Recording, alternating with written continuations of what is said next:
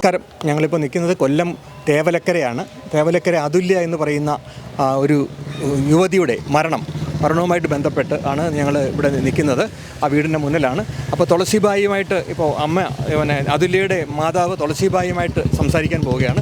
അവർക്ക് എന്താണ് പറയാനുള്ളത് എന്ന് അപ്പോൾ അത് നമുക്ക് കേൾക്കാം. കൊണ്ടുപോകുന്നവനാ അപ്പം കതോർന്ന് നടന്നതെന്ന് പറഞ്ഞ കള്ളമില്ലേ?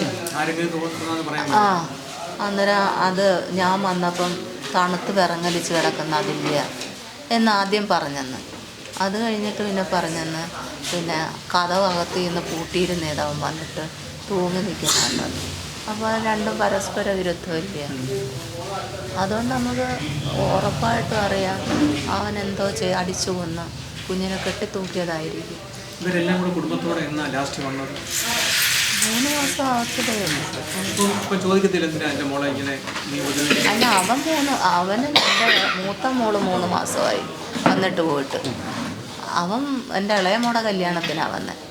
ഇളയമോടെ കല്യാണത്തിന് വന്നിട്ട് പിന്നെ ഇവളെ ഇടയ്ക്കിടയ്ക്ക് അങ്ങോട്ട് കൊണ്ടുപോവുക അവൻ നാട്ടിൽ വരാതെ. കാരണം അവൻ്റെ വീട് വാടകയ്ക്ക് കൊടുത്തിരിക്കുന്നു. അപ്പം അതുകൊണ്ട് അങ്ങോട്ട് കൊച്ചിനെ വിളിച്ചുകൊണ്ട് പോകും. അങ്ങനെ 5-6 മാസം സ്ഥിരം അവിടെ ആയിരുന്നു.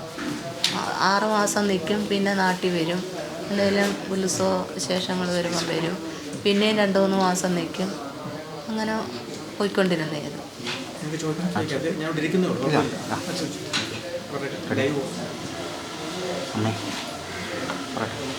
അതുല്യയുടെ മാതാവ് തുളസിബായി നമ്മളോടൊപ്പം ചേരുകയാണ്. അമ്മ, ഈ സമയം തകർന്ന മനസ്സാണെന്നറിയാം, പക്ഷെ എന്തായാലും ചോദിക്കുകയാണ്. ഈ ഒരു മകളെ തൂങ്ങി മരിച്ച നിലയിലായിരുന്നു കണ്ടെത്തിയെന്ന് പറയുന്നു. നമ്മളത് വിശ്വസിക്കുന്നുണ്ടോ ശരിക്കും? എൻ്റെ മോള് ആത്മഹത്യ ചെയ്യത്തില്ല. അവൾക്ക് ആത്മഹത്യ പ്രവണതയേ ഇല്ല. അവൾക്ക് പേടിയാണ്, ആത്മഹത്യ ചെയ്യാൻ പേടി. കാരണം അവിടെ മരണ വീട്ടിൽ പോലും പോകത്തില്ല, പേടിച്ച്. ഈ മരിക്കുന്നത് കാണുമ്പോൾ അവൾക്ക് പേടിയാണ്. അങ്ങനെയുള്ള ഒരു കുഞ്ഞ്. അതുമല്ല, പലപ്പോഴും എന്നോട് പറഞ്ഞിട്ടുണ്ട്, അമ്മേ ഞാൻ ഒരിക്കലും ആത്മഹത്യ ചെയ്യത്തില്ല. അഥവാ ഞാൻ ചത്ത എന്നെ അയാൾ കൊന്നയാന്ന് വിചാരിച്ചോണം എന്ന് അവളെ എൻ്റെ പൊടിമോടോട് ഈയിടെയും മെസ്സേജ് അയച്ച് പറഞ്ഞു, മോളെ അമ്മ ചാവത്തില്ല, അമ്മ നിനക്ക് വേണ്ടിയാണ് ജീവിക്കുന്നത്. അഥവാ അമ്മ ഇല്ലാതെ വന്നാൽ മനസ്സിലാക്കിക്കോണം മോള് അച്ഛൻ കൊന്നയാണ്. ഇങ്ങനെ വരെ പറയുന്ന ഒരു കുഞ്ഞ്. അതുപോലെ ബർത്ത്ഡേയുടെ സ്റ്റാറ്റസ് 12:30 ഇട്ട് കുഞ്ഞ് ഹാപ്പിയായിട്ട് പിറ്റേന്ന് ജോലിക്ക് വന്ന് തുണിയും മേടിച്ചുകൊണ്ട് അനിയത്തിയുടെ അടുത്തുനിന്ന് വന്ന് തലേന്ന് എന്നെ സന്തോഷത്തെ ഫോൺ വിളിക്കുകയും ചെയ്ത്. അപ്പം രാവിലെ അനിയത്തിയുടെ അങ്ങ് പോകാൻ നേരം എന്നെ ഫോൺ വിളിച്ച് പോയിട്ട് അനിയത്തിയുടെ വീട്ടിൽ നിന്നിട്ട് വീഡിയോ കോളിൽ വിളിച്ച അനിയത്തിയും ചേട്ടത്തിയുടെ തമാശ പറയുകയും അനിയനുമായിട്ട് ഇളയ മോടെ കളിയാക്കി സ്കൂളിൽ പഠിച്ച പണ്ടത്തെ ഫോട്ടോ കാണിച്ച് മൂത്ത മോള്. എന്നിട്ട് അവളെ കളിയാക്കി ഇളയ മരുമോനെ കാണിച്ചിട്ടിട്ട് ആ പണ്ട് അവിടെ കോലം ഇതായിരുന്നെന്നും പറഞ്ഞ് കളിയാക്കി ചിരിക്കുകയും ചെയ്ത്. അന്നേരം പറഞ്ഞ അവളെ കളിയാക്കണ്ട, എൻ്റെ മോള് അന്ന് നല്ലതാടി എന്ന് ഞാൻ എൻ്റെ മൂത്ത മോളോട് പറയാം. നമ്മളറിയുന്നില്ലല്ലോ എൻ്റെ കുഞ്ഞ് നമ്മളെ വിട്ട് പോകുമെന്നൊക്കെ. പീഡന വിവരങ്ങളൊക്കെ അറിയിച്ചിരുന്നു? എൻ്റെ മോള് എന്ന് ഉപദ്രവിച്ചാലും അന്ന് തന്നെ എന്നെ വീഡിയോ കോളിൽ വിളിക്കും, അല്ലെങ്കിൽ ഞാൻ അങ്ങോട്ട് വിളിച്ച് കാണിക്കും എന്നെ ഇതെല്ലാം കാണിച്ചു. അതുകൊണ്ടല്ലേ ഞാൻ അന്ന് തൊട്ട് മോളിഞ്ഞ് വാടിയെന്ന് ഞാൻ പറയും. ഇത്രത്തോളം പീഡനം സഹിച്ച് നിൽക്കേണ്ട ആവശ്യമുണ്ടായിരുന്നു? നമുക്ക് ബന്ധം പിരിയാനുള്ള നോട്ടീസൊന്നും കൊടുത്തില്ല. അങ്ങനെ ഒരു വട്ടം കേസ് കൊടുത്തതാ. എൻ്റെ കുടിമോക്ക് 1.5 വയസ്സുള്ള സമയത്ത് കേസ് കൊടുത്തു. അതും നിസ്സാര കാര്യത്തിന്. എൻ്റെ അവിടെ പനിക്കറ്റൂടി അമ്പലത്തിൽ താലിപ്പൊലിക്ക് പോയ പേരും പറഞ്ഞ് താലിപ്പൊലിക്ക് പോകണ്ടെന്ന് പറഞ്ഞു. അപ്പോൾ എൻ്റെ ഇളയ മോക്കന്ന് വിളക്കെടുപ്പ്, ഇത് തങ്ങൾ 4.5 വയസ്സിൻ്റെ വ്യത്യാസമുണ്ട്. അപ്പം വിളക്കെടുപ്പിന് പോകണ്ട, കുഞ്ഞിന് ചൂട് കൊള്ളും എന്ന് പറഞ്ഞു. ചൂട് കൊള്ളുമെന്ന് പറഞ്ഞപ്പം ഞാൻ പറഞ്ഞു, നീ ഒറ്റയ്ക്ക് ഇവിടെ വന്ന് കിടക്കുമോ? അവനൊന്നാമത് സംശയരോഗമാണ്. അപ്പോൾ ഞങ്ങൾക്ക് വിളക്കടിക്കുകയും വേണം. എന്തായാലും അവൾ ഒറ്റയ്ക്ക് കിടക്കത്തില്ല, അതുകൊണ്ട് വാടി മോളെ, നീ ഒറ്റയ്ക്ക് കിടക്കണ്ട എന്നും പറഞ്ഞ് അവളെ നിർബന്ധിച്ച് ഞങ്ങൾ. അന്നേരം രണ്ട് കര ചുറ്റാനുള്ള അനുവാദം അവൾ കെഞ്ചി ചോദിച്ച്. അങ്ങനെ 2 കര ചുറ്റെന്ന് പറഞ്ഞു. 2 കര ചുറ്റി 3-ാമത്തെ കര ശിവനട ചെല്ലുന്നേ, അത് 3-ാമത്തെ കരയെ. അപ്പോൾ അവരുടെ മാമി കണ്ടവളെ, ഭർത്താവിൻ്റെ മാമൻ്റെ ഭാര്യ. അന്നേരം പിറ്റേന്ന് അവർ നുണ പറയുന്ന പെണ്ണാണ്. അവരന്നേരം അവൻ അങ്ങോട്ട് കോൾ ചെയ്തിടാ, നിൻ്റെ ഭാര്യ അതുല്യെ ഞാൻ കണ്ടിടാ ശിവനടയെ വെച്ച്. അപ്പോൾ ഇവന് മനസ്സിലായി അത് മൂന്നാമത്തെ കരയില്ലേ. അപ്പോൾ അവൻ പറയുന്ന കേൾക്കാതെ 3 കര ചുറ്റിയെന്ന് പറഞ്ഞ പേരും പറഞ്ഞ് ഇനി അവൻ്റെ വീട്ടിലോട്ട് പോകണ്ടെന്ന് പറഞ്ഞു അവൻ പറയാതെ. അങ്ങനെ 6 മാസം എൻ്റെ കുഞ്ഞിനെ അവൻ അങ്ങോട്ട് വിട്ടില്ല, ചെല്ലണ്ടെന്ന് പറഞ്ഞു. 6 മാസം എൻ്റെ കുഞ്ഞിന് അവൻ ചിലവിന് അയച്ചു തന്നില്ല. അങ്ങനെയാണ് ഞങ്ങൾ ആ കേസ് കൊടുക്കുന്നത് ബന്ധമൊഴിയാൻ. അവരുടെ വീട്ടുകാരും കാണാൻ വന്നില്ല, അതിന് ചിലവിനും ഒന്നും അയച്ചു കൊടുക്കുകയും അവനന്നേരവും നല്ല ശമ്പളമുള്ളവനാണ്. ആ വൈരാഗ്യത്തിന് 6 മാസം നിന്നതുകൊണ്ട് അവൾ പറഞ്ഞു എനിക്കിനി ഈ ബന്ധം വേണ്ട. അങ്ങനെ നമ്മൾ കേസ് കുടുംബ കോടതിയിൽ തന്നെ കൊടുത്തു, അല്ല സ്റ്റേഷനിൽ കൊടുക്കണ്ടെന്ന് വക്കീൽ. നമ്മുടെ മൂത്ത ചേട്ടത്തിയുടെ മരുമോൻ SI ചൂരനാട് സ്റ്റേഷൻ. അപ്പോൾ ആ പയ്യനോട് ഞാൻ ഇതേപോലെ വിവരം പറഞ്ഞപ്പോൾ അവൻ പറഞ്ഞു കുഞ്ഞമ്മേ സ്റ്റേഷനിൽ കൊടുക്കണ്ട, കോടതിയിൽ അപ്പം 2 നല്ല വക്കീലന്മാരെ ഇടപെടുത്തി തന്നു. ഒന്ന് ചവറയിലും ഒന്ന് മൈനാപ്പിളിലുള്ള പ്രഗത്ഭന്മാർ വക്കീല. അവർക്ക് ചാർജ് കൂടുതല എങ്കിലും ആദ്യത്തെ കേസ് കൊടുത്തപ്പം തന്നെ 25,000 നമ്മുടെ കയ്യിൽ നിന്നായി.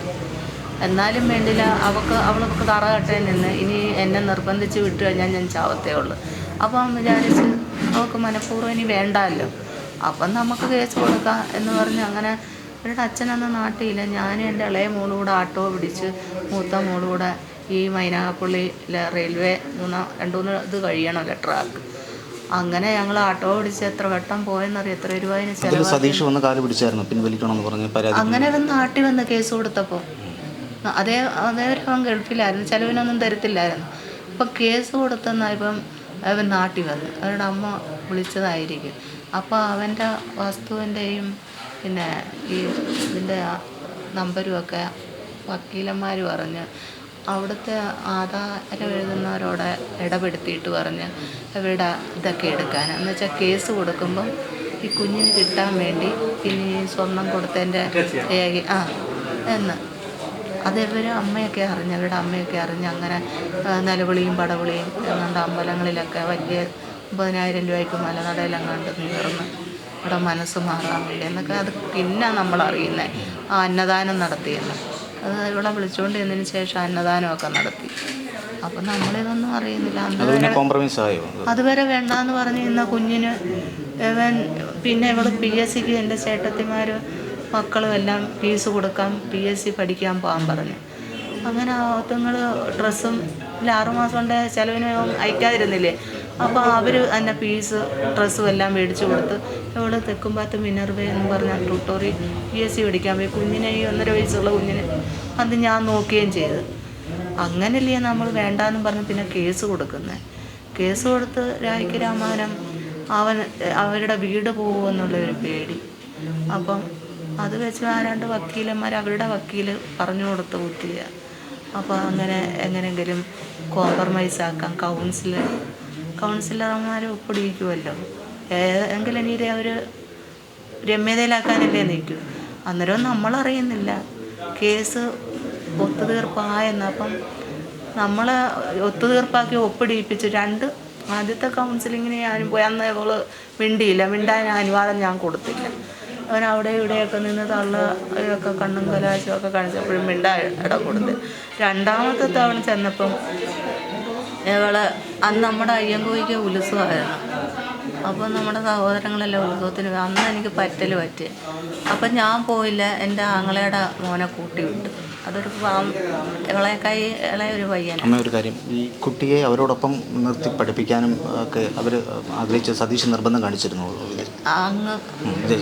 ഇപ്പം ഈ 3-4 ദിവസത്തിനും ഈ ഉപദ്രവം എല്ലാം കഴിഞ്ഞതിന് ശേഷം ഫോൺ വിളിച്ച് അവൾക്ക് ജോലി കിട്ടുവാണെങ്കിൽ അവന് ഉദ്ദേശം അവക്കൂടെ ജോലിയാവുകയാണെങ്കിൽ കുഞ്ഞിനെ അന്നേരം ആ പൈസ ഇങ്ങോട്ട് അയക്കത്തില്ലല്ലോ.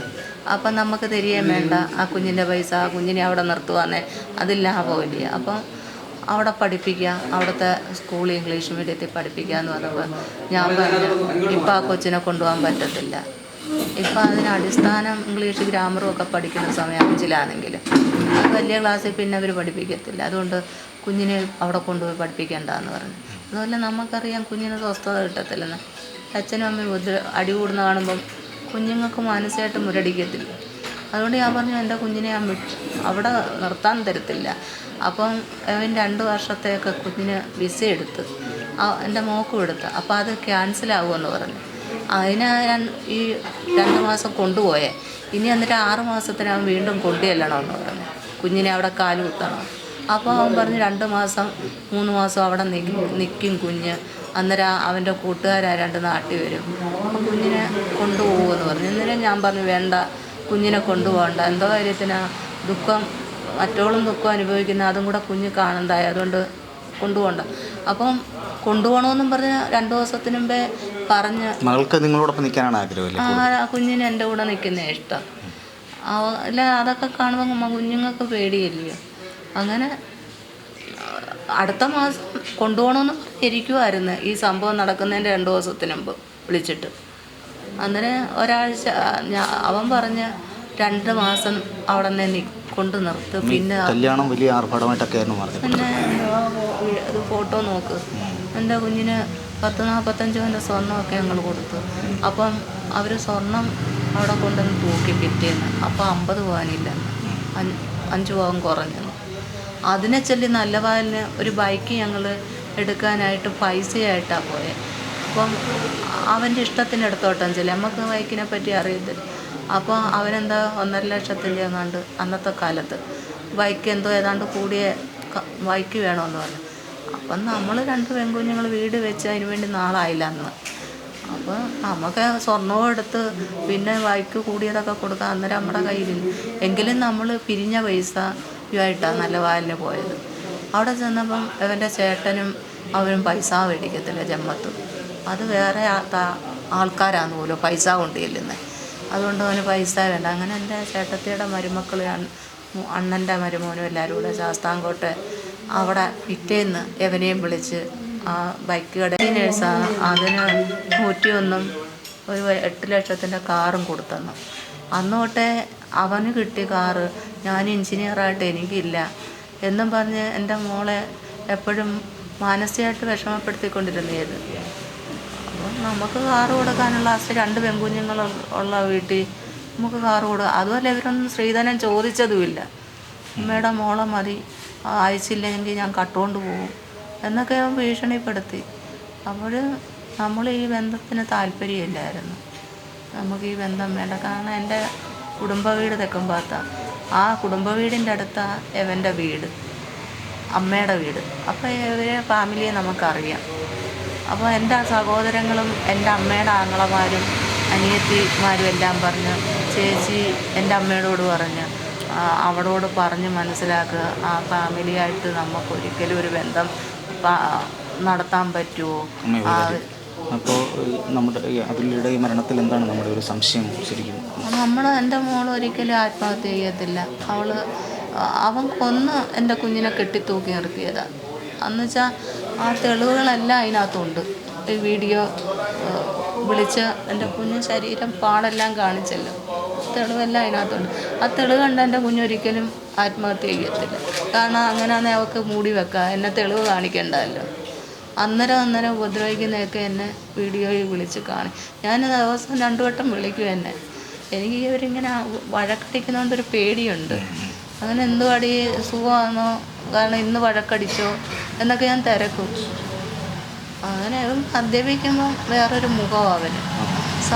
ചില ആണുങ്ങൾ ഇച്ചിരിയൊക്കെ കുടിക്കുമായിരിക്കും, നമുക്കറിയത്തില്ല. ഇത് ഭയങ്കരം കൂടിയ കുപ്പിയെടുത്ത് പച്ചവെള്ളം പോലുള്ള കുപ്പിയൊക്കെ എന്നാൽ പറയുന്നത്, നമുക്കറിഞ്ഞൂടാ അതിൻ്റെ പേരൊന്നും, ഓൾക്കയാന്നോ എന്നൊക്കെയാണ് പറയുന്നത്. അപ്പോൾ എൻ്റെ മോള് പറയും അമ്മേ 3000-ൻ്റെയും 4000-ൻ്റെയും കുറഞ്ഞ കുപ്പി എടുക്കത്തില്ല. അത് ശമ്പളമൊന്നുമല്ല, 2 ലക്ഷം രൂപ ശമ്പളമുണ്ട്. അപ്പോൾ അവൻ ആ ശമ്പളം തീരുന്നിടം വരെ കുടിക്കും, പിന്നെ ക്രെഡിറ്റ് കാർഡ് എടുക്കും. ശരിയാണ്. അതുതന്നെയാണ് അമ്മയുടെ ആവശ്യം. കൃത്യമായ ഒരു അന്വേഷണമാണ് ആവശ്യം. സിനീഷ് ന്യൂസ് 18 കൊട്ടാരക്കര.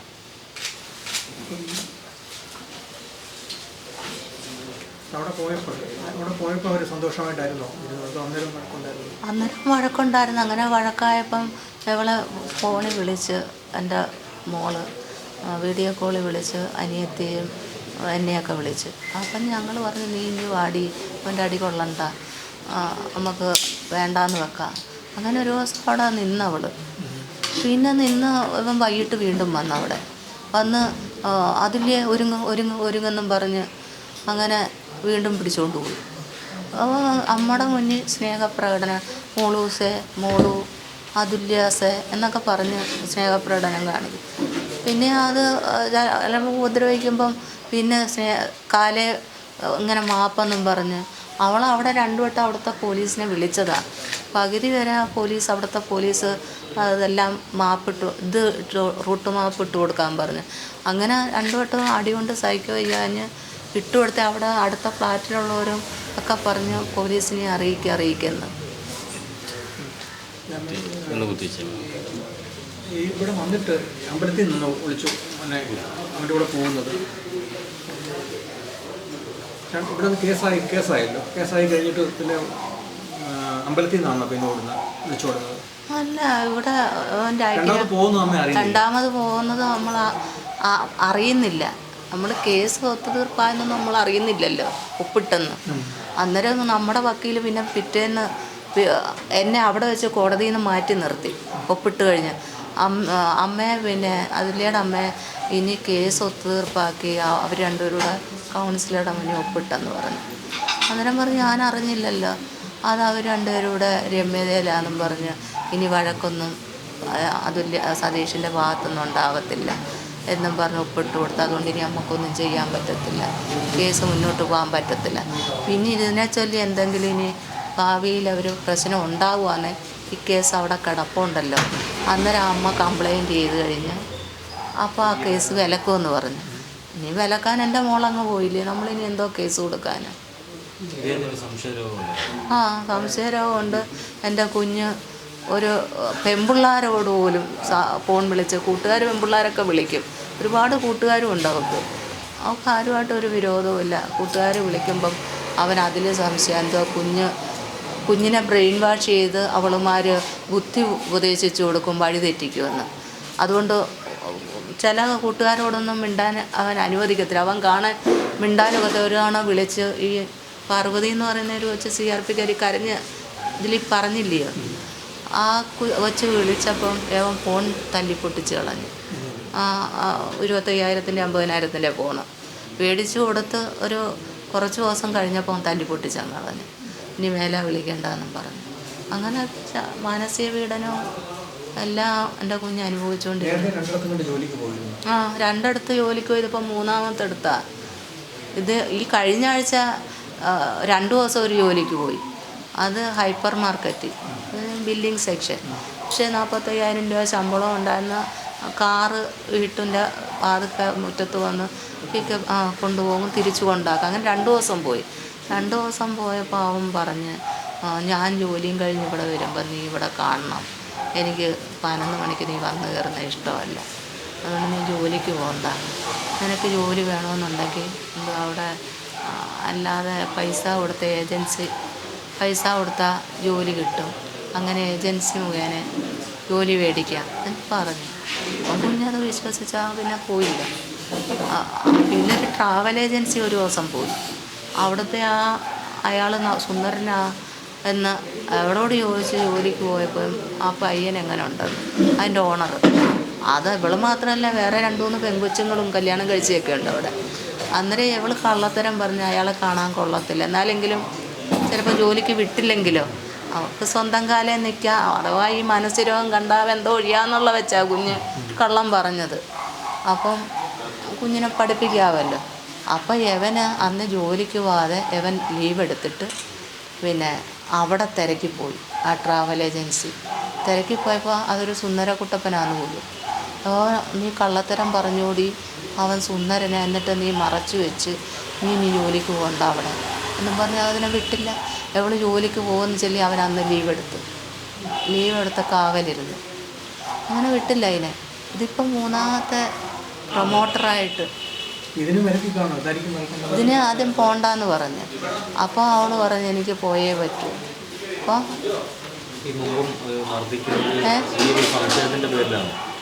സംശയത്തിൻ്റെ പേര് അന്നേരം അവൻ ഈ ഉപദ്രവിക്കുമ്പോഴൊക്കെ അവളിപ്പോൾ ക്ഷമിച്ച് അവൻ്റെ കാൽ കീഴിൽ കിടക്കുമല്ലേ. അപ്പോൾ അവൾക്കൊരു സ്വന്തമായിട്ടൊരു വരുമാനം ഉണ്ടെങ്കിൽ അവനെ ഇട്ടിട്ട് പോകുമെന്നുള്ളൊരു തോന്നൽ കാണും. അവൾക്ക് ജോലി ഇല്ലാത്തത് കൊണ്ടല്ലേ അച്ഛനെയും അമ്മയും ബുദ്ധിമുട്ടിക്കണ്ടല്ലോ എന്ന് ചൊല്ലിയായിരിക്കും എൻ്റെ കുഞ്ഞ് സഹിച്ച് ക്ഷമിച്ച് നിൽക്കുന്നത്. നമുക്കിപ്പോൾ 2 അല്ല 3 മക്കളായാലും നമ്മൾ കഴിക്കുന്നൊരിപ്പം നമ്മുടെ കുഞ്ഞുങ്ങൾക്ക് കൊടുക്കത്തില്ലേ.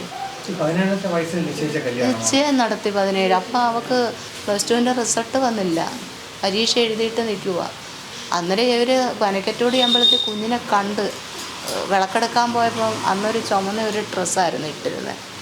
അപ്പോൾ ആ ഡ്രസ്സ് ഏത് ദൂരെ ദുഃഖി നിന്നാലും ആൾക്കാർക്ക് കാണാം, അതൊരു ആകർഷണം പോലെ ആർക്ക് ദൂരെ നിന്നാലും അത് കാണാമായിരുന്നു. അപ്പോൾ അവർക്ക് ഇഷ്ടം പോലെ പ്രായത്തിനനുസരിച്ചല്ല അവിടെ വളർച്ചയാണ്. ഈ വെക്കേഷനായപ്പം വീട്ടിൽ നിന്ന് നല്ലതോണം കനത്തായിരുന്നു. അപ്പോൾ ഇവൻ വിചാരിച്ച് 10-21 വയസ്സുള്ള കുഞ്ഞാണത്. അപ്പം ഇവൻ്റെ അമ്മൂമ്മയുടെ വീട് ഞങ്ങളുടെ വീടിൻ്റെ അടുത്തില്ല. ഞങ്ങൾ വിളക്കെടുക്കാൻ പോയി, ഇളയവളെ വിളക്കെടുപ്പിക്കാൻ പോയി. അവർ വിളക്കെടുത്ത് അവിടുത്തെ കളത്തട്ടി കിടന്ന് ഉറങ്ങി താലപ്പൊലി എല്ലാം അമ്പലത്തിൽ കയറിയതിന് ശേഷം എൻ്റെ കുടുംബ വീട്ടിൽ പോയി. അവൻ്റെ അമ്മൂമ്മ വീട്ടിലും പോയി. ഞങ്ങൾ ഈ കളത്തട്ടി വന്ന് കിടന്ന് ഉറങ്ങുമ്പം യവൻ അവിടെ പെണ്ണുങ്ങളെ നോക്കാനായിരിക്കും ഈ പെണ്ണുങ്ങളുടെ ഭാഗത്തോട്ട് ഇങ്ങനെ നോക്കിക്കൊണ്ടിരുന്നു വല്യമ്മച്ചി തള്ളയായിട്ട്. അവരും തെക്കുംപാത്തുകാരില്ലേ കുടുംബം, അവരുടെ മൂത്ത ചേട്ടത്തി ഇവൻ്റെ വല്യമ്മച്ചി തള്ളയുടെ പെമ്മക്കടെ മക്കളെയും കൊണ്ട് വിളക്കെടുപ്പിക്കാൻ വന്നു. അപ്പോൾ അവൻ അതിൻ്റെ 2 ദിവസത്തിന് മുമ്പാണ് ഈ അവിടെ ലീവിന് വന്നത്.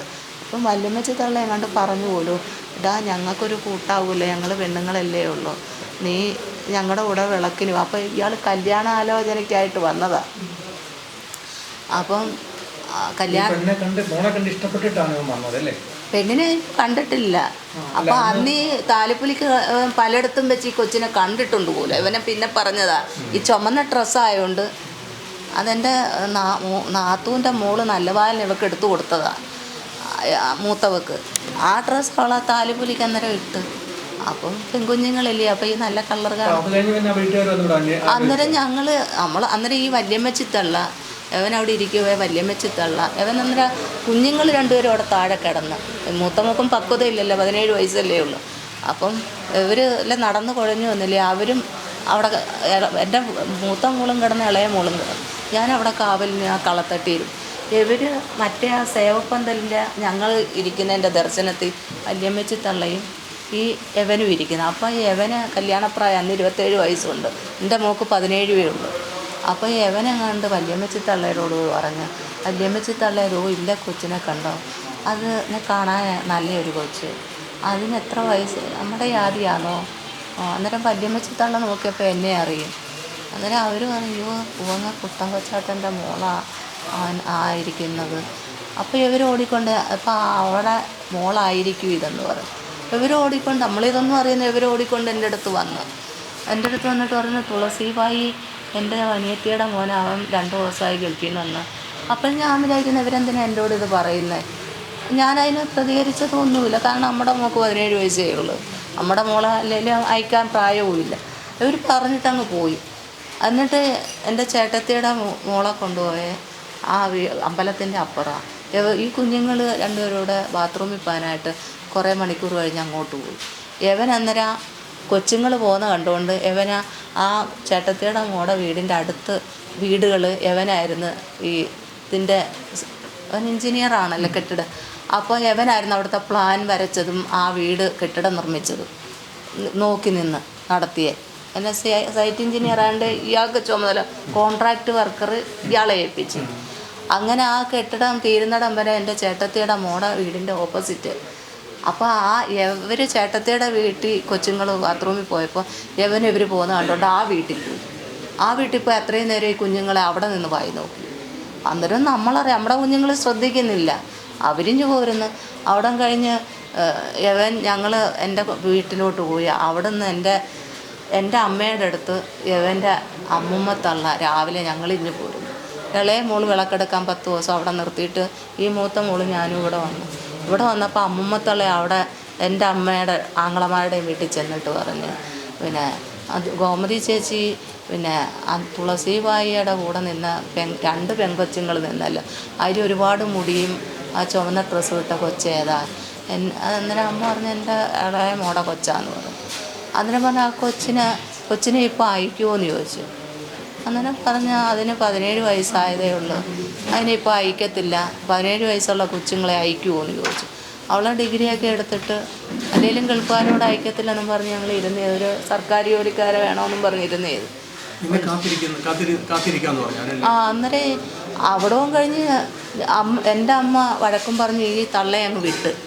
അങ്ങനെ ഇവർ പറഞ്ഞിടാ കൊച്ചിന് 17 വയസ്സേ ഉള്ളൂ, അത് കല്യാണപ്രായമൊന്നും ആയില്ല, എൻ്റെ +2 റിസൾട്ട് വന്നില്ല, എഴുതിയിട്ട് നിൽക്കുവാന്ന് പറഞ്ഞു.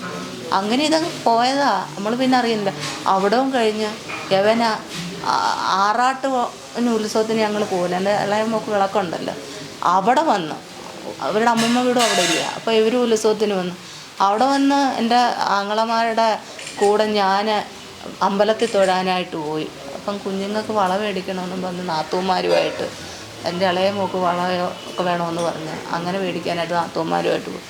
അപ്പം ഒരു നാത്തൂനെ എൻ്റെ മോളെയും കൂടെ അവിടെ നിർത്തിയിട്ട് പോയി. അവസാനം യവനവിടെ നിന്ന് കൈക്കറി നമ്മളറിയുന്നില്ല. എന്തായാലും ഇപ്പം വേണം, ഇച്ചിരി കഴിയും, അല്ല ഇച്ചിരി കഴിയും, ഇച്ചിരി കഴിയും.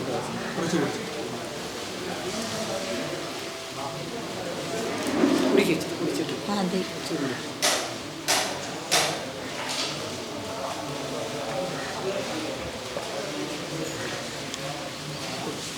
ഈ കല്യാണശേഷം സ്ത്രീധനത്തിൻ്റെ പേരിൽ പറഞ്ഞു പോയെന്ന് എന്തെങ്കിലും പ്രശ്നങ്ങളുണ്ടോ?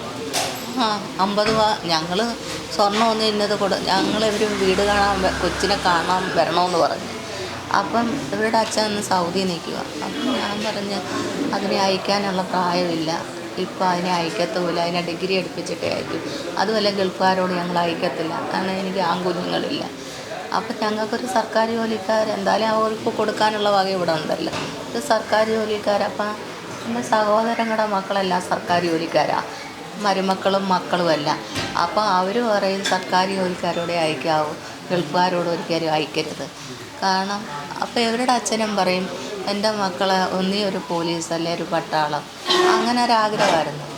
അപ്പം ഗൾഫുകാരെ വേണ്ടാന്ന് പറഞ്ഞാൽ ഗൾഫിലെ ജീവിതം ഇവിടുത്തെ ആളെ അനുഭവിക്കുന്നത് കൊണ്ട് അറിയാം. ഇനി ഒരു കല്യാണം കഴിഞ്ഞ് ഒരു കൊച്ചൊക്കെ ആകുമ്പം ചിലവന്മാർ പോത്തില്ലെന്ന്, അപ്പോഴും ഗൾഫ് വേണ്ടാന്നും പറഞ്ഞിരുന്നതാണ്. എന്നിട്ട് എൻ്റെ അച്ഛൻ്റോട് പറഞ്ഞ്, അച്ഛാ എനിക്ക് ആ പെങ്കൊച്ചിനെ ഇഷ്ടപ്പെട്ട് 17 വയസ്സേ ഉള്ളെങ്കിലും അച്ഛനൊന്ന് ഫോൺ വിളിച്ച് ചോദിയിര്. അപ്പോൾ എൻ്റെ വീട്ടിൻ്റെ പരിസരത്ത് ഇവരുടെ അമ്മുമ്മ തയ്ക്കാൻ വരും. അപ്പോൾ ആ പെങ്കൊച്ചിൻ്റെ കയ്യിൽ നിന്ന് എങ്ങനെയോ എൻ്റെ നമ്പർ മേടിച്ച് തപ്പിയെടുത്ത്. അങ്ങനെ ഈ തന്ത എന്നെ വിളിച്ച്, ആദ്യം തള്ളയാണ് വിളിക്കുന്നത്, തുളസിബായിയുടെ മോളെ ഇപ്പോൾ അയക്കുമോ? ഞാൻ പറഞ്ഞു അതങ്ങനെ അയക്കാൻ, അവൾക്ക് 17 വയസ്സേ ഉള്ളൂ, 17 വയസ്സുള്ള കുഞ്ഞുങ്ങളെ അയക്കാൻ പറ്റും. അതല്ല, അയക്കാനല്ല, 17 വയസ്സിൽ ഒരു വാക്കുറപ്പ് നടത്തിയിട്ട് 19 വയസ്സാകുമ്പോൾ അതിൻ്റെ കല്യാണം കഴിച്ചാൽ മതി, അപ്പോഴത്തെ അവൻ വെളിനാട്ടിൽ പോകും 2 വർഷം. അപ്പം ഗൾഫിലാ അവൻ ലീവിന് വന്നേല്ലയോ. അപ്പോൾ ഒരു റിങ് ഇട്ട് കഴിഞ്ഞ് നിശ്ചയമോതിരം ഇട്ടാൽ ഇവൾക്ക് വയസ്സ് തികയുമ്പം അതേവരെ അവൾ ഡിഗ്രിക്ക് പഠിക്കട്ടെ, അപ്പം 2 വർഷം കഴിയുമ്പം കല്യാണം മതി എന്ന് പറഞ്ഞു. അപ്പോഴും ഞാൻ പറഞ്ഞു വേണ്ട. അന്നേരം ഞാൻ പറഞ്ഞ് കള്ളത്തരവാണ് ഞാൻ പറഞ്ഞേ, ഞാൻ വീട് വെച്ച് 6 മാസമായില്ല, സത്യമാണ്, വീട് വെച്ച് 6 മാസമായപ്പോഴാണ് ഈ ആലോചന വരും. അപ്പം ഞാൻ പറഞ്ഞു 1.5 ലക്ഷം രൂപയുടെ കടമുണ്ട്, കടവില്ല സത്യത്തിൽ, ഇത് പോകാൻ വേണ്ടി, കാരണം ഇവരറിയുന്നവരില്ലയോ. അപ്പോൾ ഇവരുടെ മോനെ നമുക്ക് വേണ്ടാന്ന് പറയുമ്പം തുളസിഭായി ഹാർഷായിട്ട് സംസാരിച്ചെന്നും പറഞ്ഞ് ഇവർ കരഞ്ഞവിടെ.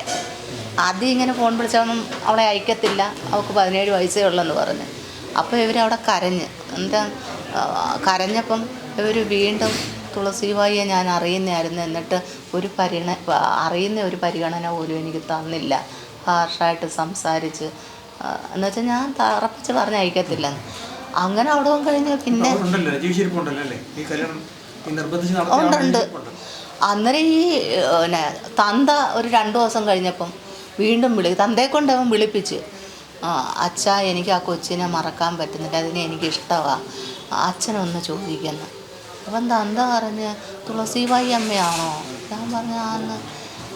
തുളസിബായിയുടെ തുളസി അമ്മയുടെ മോളാണോ അതുല്യെന്ന് പറയുന്നത്?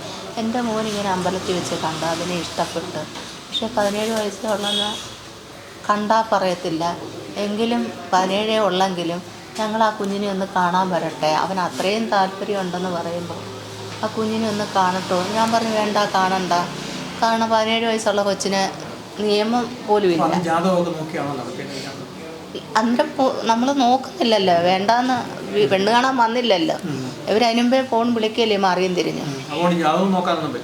ജാതകം പിന്നെ നോക്കി, ഇവർക്ക് വേണം എന്ന് പറഞ്ഞപ്പം പിന്നെ കൊച്ചിനും ഒരു താല്പര്യം പോലെ വന്നു. എന്നുവെച്ചാൽ ഇയാളെ കണ്ടാച്ചിരി അന്നേരം കുട്ടപ്പന, പിന്നെ അവന് ഷുഗർ പിടിച്ചത്.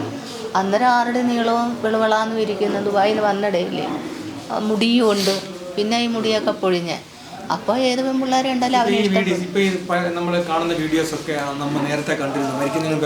മരിക്കുന്നതിന് മുമ്പ് കണ്ടു. അത് മരിക്കുന്നതിന് 2-3 ദിവസത്തിന് മുമ്പാണ് കാണുന്നത്. ആ ഇടയ്ക്ക് ഉപദ്രവിച്ചതൊക്കെയാണ്. പിന്നെ എൻ്റെ മോള് എല്ലാം പറയും, ഒന്നും ഒളിച്ചു വെക്കത്തില്ല. പറയും ഇന്ന കാരണത്താല. ഒന്നുമില്ല, ഒരു പാത്രം അവിടെ ഇരിക്കുന്നു. ചിലപ്പം വേസ്റ്റ് കുഞ്ഞുങ്ങളല്ലേ, ചിലപ്പം പെൺകുഞ്ഞുങ്ങളല്ലേ, ചിലപ്പോൾ നമ്മുടെ കണക്ക് ഓർത്തൊന്നിരിക്കത്തില്ല. അപ്പം വേസ്റ്റ് അല്ലേ അവിടെ വെളിയിലല്ലേ എന്തോന്ന് പോലുണ്ടല്ലോ, അല്ലാതെ വെളിയിൽ കളയാൻ പറ്റത്തില്ലല്ലോ.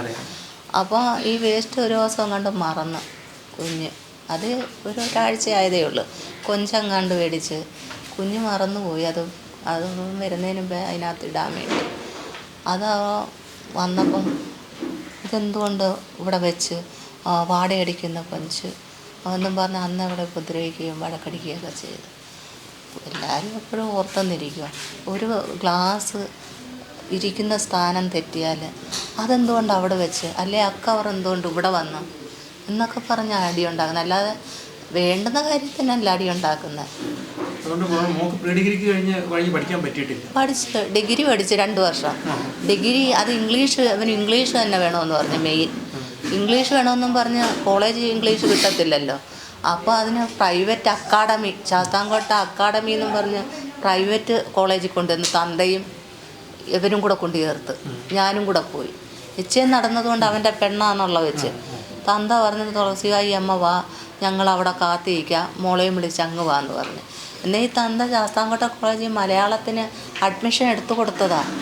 അപ്പോൾ അവന് സംശയരോഗം എന്തുവാ, അവൾക്ക് 17 വയസ്സ് കഴിഞ്ഞതല്ലേ ഉള്ളൂ.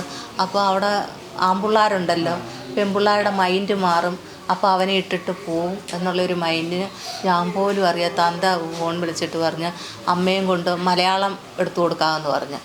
അപ്പോൾ എവളാനെ പഠിക്കാൻ പിടിക്കാം, മലയാളത്തിനൊക്കെ ഫുൾ മാർക്ക് കിട്ടുന്നതാണ്.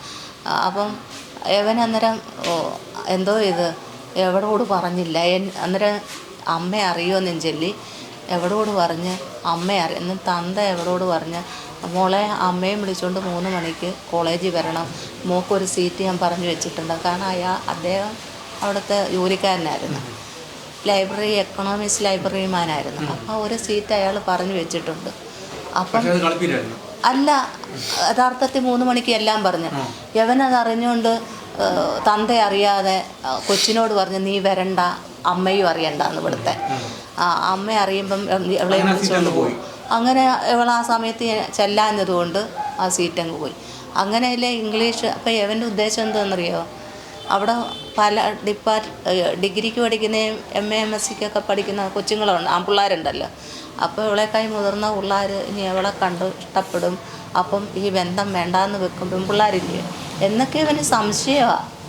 അങ്ങനെ അവളെ ആ കോളേജ് വിടാഞ്ഞത്, പ്രൈവറ്റായിട്ട് പഠിപ്പിച്ച് 2 വർഷം പഠിച്ച് ഡിഗ്രി കംപ്ലീറ്റ് ആവുന്നതിന് മുമ്പേ കല്യാണം നടത്തി. അത് കുഞ്ഞിനോട് അവളോടുള്ള ആത്മാർത്ഥത കുഞ്ഞിനോടില്ലായിരുന്നു. അവളോട് ആത്മാർത്ഥത ഇട്ടിട്ട് പാതിരിക്കാനുള്ള ആത്മാർത്ഥതയായിരിക്കും പ്രകടനം. ആന്ന് കുഞ്ഞിനോട് ആത്മാർത്ഥതയൊന്നും അങ്ങനെ വലുതായിട്ടില്ല. കാരണം അവനൊരു ഒരു പെൺകുഞ്ഞേ ഉള്ളു. അവൻ നല്ലൊരു കുഞ്ഞുമാണ് കാണാൻ, പഠിക്കാൻ പിടിക്കുക, ഒരു സൗമ്യശീലമുള്ള കുഞ്ഞാണ്. അങ്ങനെയുള്ള ഒരു കുഞ്ഞിനെ അവൻ സ്നേഹിക്കത്തില്ലയോ. അപ്പോൾ അവൻ വീഡിയോ കോളിൽ പോലും ആ കുഞ്ഞിനെ വിളിക്കത്തില്ല. അവളുമായിട്ട് പോവുകയും വരികയും എടുക്കുകയും. അപ്പോൾ അവന് കുഞ്ഞിനോട് താല്പര്യം അത്രയില്ല. അതുകൊണ്ട് കുഞ്ഞിനും പേടിയാണ്. എന്നാലും അവൾ ഇടയ്ക്കിടയ്ക്കൊക്കെ തൻ്റെ വിളിക്കും. ഞാൻ പറഞ്ഞ് നിർബന്ധിച്ച് വിളിപ്പിക്കും. നമ്മുടെ അച്ഛനല്ലേ, നമ്മളറിയുന്നില്ലല്ലോ എൻ്റെ കുഞ്ഞിനെ ഇങ്ങനെ കൊല്ലും. എൻ്റെ മോളുടെ മരണത്തിൽ എൻ്റെ മോൾ ഒരിക്കലും സ്വയം ചെയ്യത്തില്ല, ആത്മഹത്യ ചെയ്യത്തില്ല. അവൾക്ക് ആത്മഹത്യാ പ്രവണത ഇല്ലതാനും. കാരണം ചെയ്യാനാണ് അതിന് മുമ്പേ ഒരുപാട് പീഡനങ്ങൾ കൊച്ചു പ്രായത്തിൽ അവൾ അനുഭവിച്ചു. ചെയ്യാനാന്നേ അന്നല്ലേ ചെയ്യേണ്ടുന്നത്. ഇത്രയും ഇപ്പം ഈ ജോലിയൊക്കെ കിട്ടിയ സമയത്തും ബർത്ത്ഡേ സമയത്തും അവൾ സന്തോഷത്തെ അനിയത്തിയുടെ അടുത്ത് പോയിട്ട് വന്നിട്ട് അവൾ ചെയ്യുമോ? ഒരിക്കലും ചെയ്യത്തില്ല. ഇപ്പോൾ അതുല്യഭായിക്ക് പറയാനുള്ളത് ഇതൊക്കെ ആയിരുന്നു എന്നുള്ളതാണ്. നമ്മൾ ഈ വിവാഹത്തിന് വേണ്ടിയിട്ട് അവർ ആ കുട്ടിയുടെ പിന്നാലെ നടന്ന് കുട്ടിയെ അമ്പലത്തിൽ കണ്ട് ഇഷ്ടപ്പെട്ടിട്ട് ആ വീട്ടുകാരെ നിരന്തരം പിന്നാലെ നടന്ന് അവരെ കൊണ്ട് ആ സമ്മതം മൂളിച്ച് ആയിരുന്നു ഈ വിവാഹം നടന്ന് 17ാമത്തെ വയസ്സിൽ പിന്നെ നിശ്ചയം നടത്തി 19ാമത്തെ വയസ്സിൽ വിവാഹവും നടത്തി അത്ര തിടക്ക് പിടിച്ച് കൊണ്ടുപോയിട്ടാണ് ഈ ഇത്രയും പീഡനങ്ങൾ അനുഭവിക്കേണ്ടി വന്നത് എന്നുള്ള ദുഃഖകരമായ സത്യമാണ് ആ മാതാവ് പറയുന്നത്. ഓക്കെ, നന്ദി, നമസ്കാരം. കൂടുതൽ വാർത്തകളും വിശേഷങ്ങളും നിങ്ങൾക്ക് ലഭിക്കാൻ കേരളീയം ന്യൂസ് സബ്സ്ക്രൈബ് ചെയ്യുക. കൂടെ ബെൽ ബട്ടണും അമർത്തുക.